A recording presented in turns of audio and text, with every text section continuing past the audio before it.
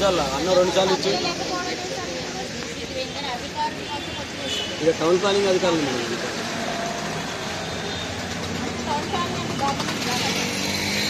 చాలా ఉంటుంది.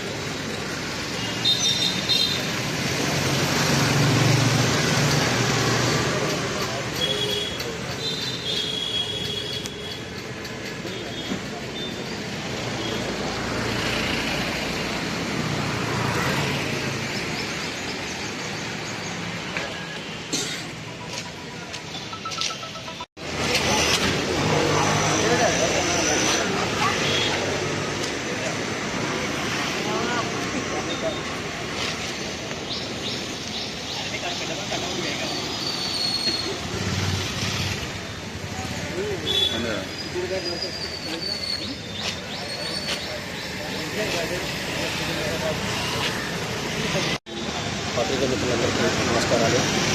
ఈరోజు ఇక్కడ మౌన దీక్ష నిరసన దీక్ష చేయడానికి ముఖ్య కారణము మా పాఠశాల ప్రభుత్వ ప్రాథమిక పాఠశాల చిలకలగూడ బూరుబావికి సరైన దారి లేదు. ఆ దారి లేనందున జూన్ నెలలో మరియు జూలైలో ఆగస్టులో సిపిఐ కార్యదర్శి శ్రీనివాస్ గారు మా పాఠశాలకు జూన్లో రావడం జరిగింది. అంటే వాళ్ళ సిపిఐ పాదయాత్ర వారోత్సవాలు చేశారు స్కూల్లో సమస్యల గురించి.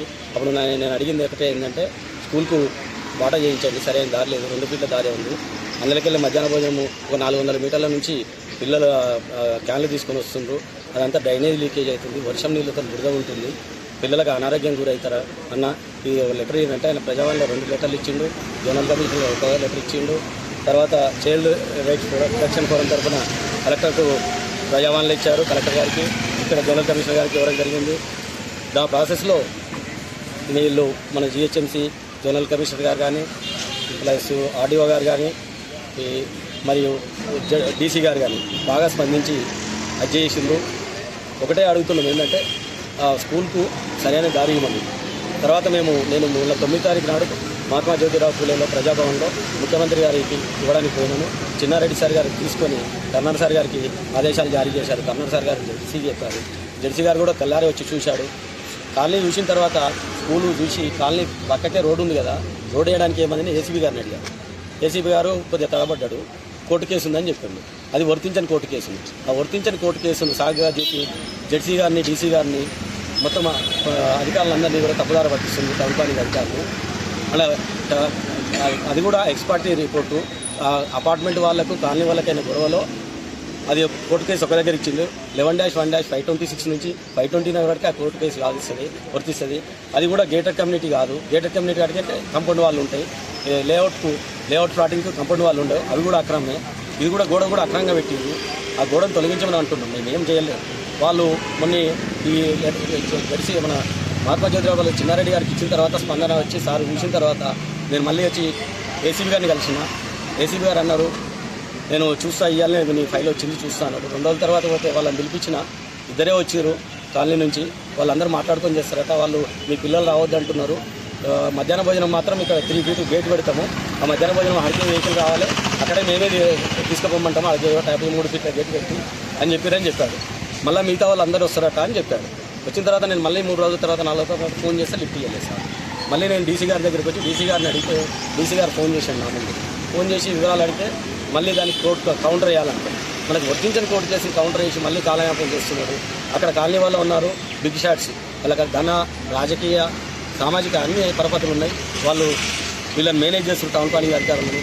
కాబట్టి గౌరవ ముఖ్యమంత్రి గారు ప్రభుత్వ విద్యకు పాటుపడుతున్నాడు, బాటలు వేస్తున్నాడు, బాగా కార్యక్రమాలు చేస్తున్నాడు.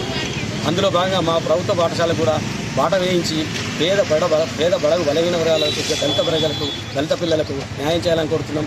ఇంకొకరు కాలనీ వాళ్ళు దళిత పిల్లలు వస్తారు, దళిత వాడల వాళ్ళు వస్తారు అని సాగు చెప్తున్నాం.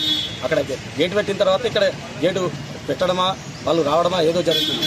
కానీ మా టౌన్ ప్లానింగ్ అధికారుల నిర్లక్ష్యం వల్లనే ఈ సమస్య 10 నెలల నుంచి జరుగుతుంది. 10 నెలల నుంచి తిరగని ఆఫీసు లేదు, ఎక్కని మెట్లు లేవు. ప్రధాన డిమాండ్ మాకు కాలనీ తూర్పు సైడ్ కాలనీ సైడ్ గేట్ పెట్టించాలా, పిల్లలకు న్యాయం జరగాల. మిడ్ డే మీల్స్ వెహికల్ లోపలికి రావాలి మధ్యాహ్న భోజనం. అక్కడ గేట్ పెట్టే అవకాశం ఉందా? రోడ్ ఉందా? గవర్నమెంట్ ల్యాండా, ప్రైవేట్ ల్యాండా? ఏం గవర్నమెంట్ ల్యాండ్ అన్న. రోడ్ అయితే గవర్నమెంటే కదా, రోడ్డు గవర్నమెంటే. రోడ్ కబ్జా చేసి పెట్టిరా వాళ్ళు? రెండు బిల్డింగ్ పెట్టేటప్పుడే వాళ్ళు గోడ పెట్టిరట. కాలనీ వాళ్ళు కూడా అప్పుడు కులం వాళ్ళు కూడా వ్యతిరేకించారట. అప్పుడు రిటైర్డ్ ఐఏఎస్ ఉన్నారట అక్కడ, ఆయన మేనేజ్ చేసి జిహెచ్ఎంసీ వాళ్ళను అందరిని మేనేజ్ చేసి గోడ పెట్టి. ఇలాంటి సమస్యలు హైడ్రా దగ్గర పోలే, ఇక్కడ చూసుకున్న కదా హైడ్రా కూడా అంటే హైడ్రా సమస్యలను అంటే పరిష్కారం దిశగా సాగుతుంది. దాన్ని అప్రోచ్ అయితే మరి మీకు ఏమన్నా లాభం అది కూడా ఉంది. హైడ్రా కూడా ఇక్కడ ఏమైందో చూసి హైడ్రా కూడా మనం నెక్స్ట్ హైడ్రాని కాకపోతే ఏం చేస్తారు, గౌరవ ముఖ్యమంత్రి గారి దృష్టికి పోతుంది అనే విషయంలో ఈ మౌన దీక్ష, నిరసన దీక్ష ఒకరోజు చేయడం జరుగుతుంది.